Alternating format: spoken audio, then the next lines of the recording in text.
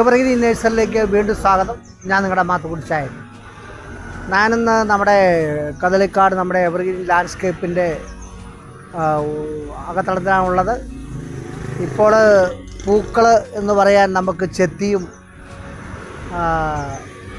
പിന്നെ ഇതേണ്ട മുസാണ്ട, പഴയ അമ്മകർമ്പി എന്ന് പറഞ്ഞ സാധനം ഇപ്പം മോഡലാക്കിയത് ഹൈബ്രിഡ് മുസാണ്ടയാണ്.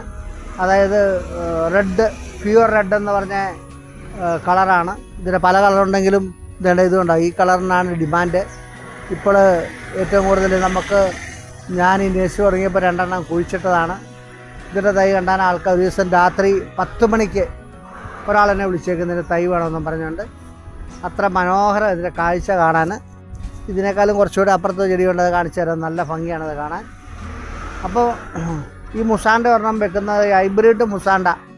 ഇതിനൊക്കെ തൈക്ക് കുറച്ച് വില കൂടുതൽ വരും. അപ്പോൾ ഈ ആൾക്കാർ വരുമ്പം കളർ ഇഷ്ടപ്പെടും, പക്ഷേ വില കേൾക്കുമ്പം എന്ന് പറഞ്ഞിട്ട് പോകും.